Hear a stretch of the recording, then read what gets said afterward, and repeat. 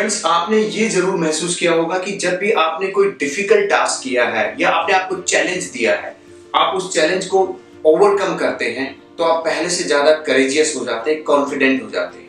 ये जरूर आपकी जिंदगी में कभी ना कभी हुआ होगा। मैं ये क्यों बता रहा हूं? क्योंकि जब भी हम कोई चैलेंज लेते हैं, हम अपनी ही पहले की सेट की हुई लिमिट को तोड़ते हैं, और जब वो तोड़ते हैं तो हमें पता लगता है कि ये काम भी हम कर सकते हैं।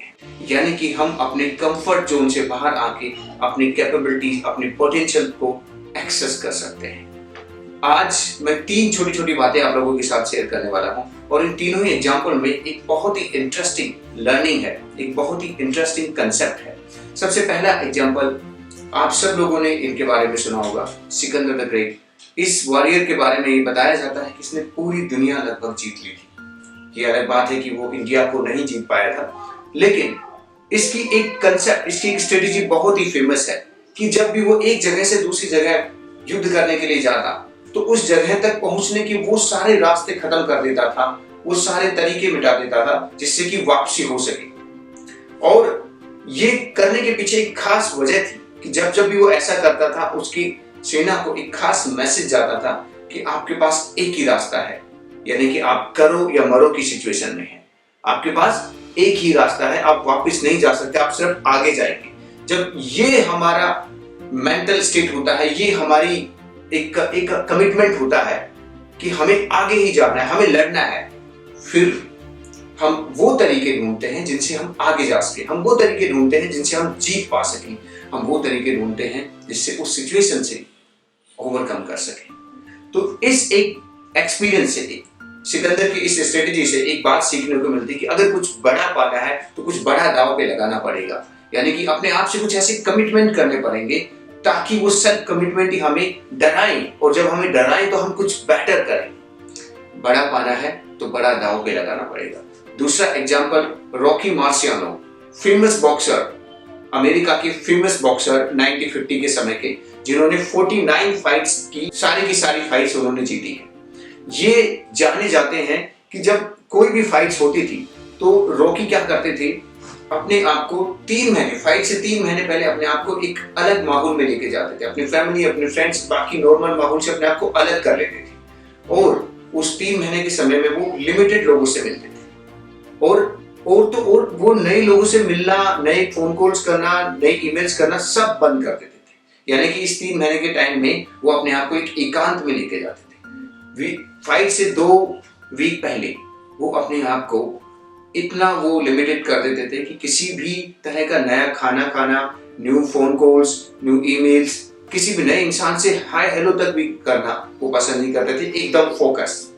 और फाइट से 1 वीक पहले किसी तरह का कोई इंटरेक्शन नहीं बाकी अन्य लोगों के साथ, एक ही फिक्स पैटर्न का खाना, रूटीन, सिर्फ practice practice practice, nothing else.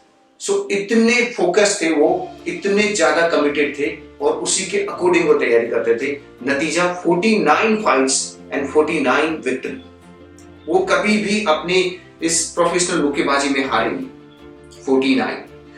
तो रॉकी के इस एग्जांपल से हमें सीखने को मिलता है कि हमें श्रेष्ठ परिणामों के लिए एकांत और फोकस, एकांत में जाना और फोकस होना जरूरी है। श्रेष्ठ परिणाम तभी आएंगे।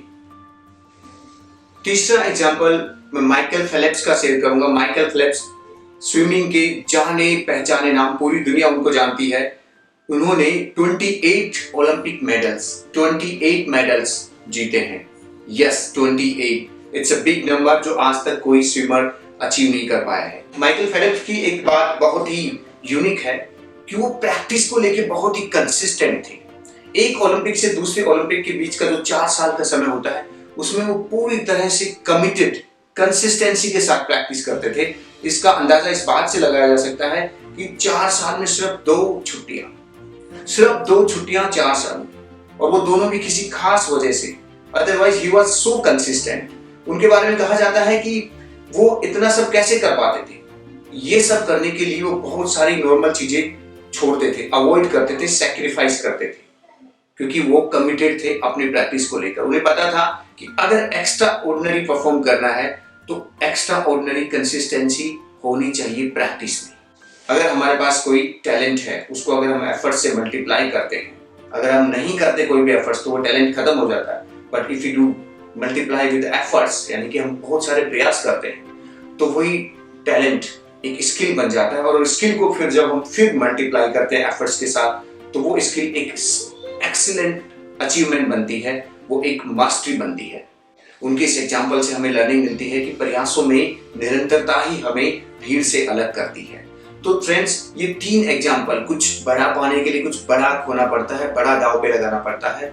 दूसरा, श्रेष्ठ परिणामों के लिए एकांत वो फोकस होना बहुत जरूरी है। और तीसरा, यदि हमें भीड़ से अलग होना है तो निरंतरता जरूरी है अपने डायरेक्शन में, अपने काम में।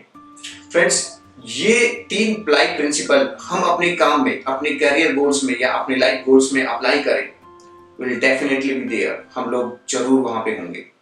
Thank you so much for your love and support.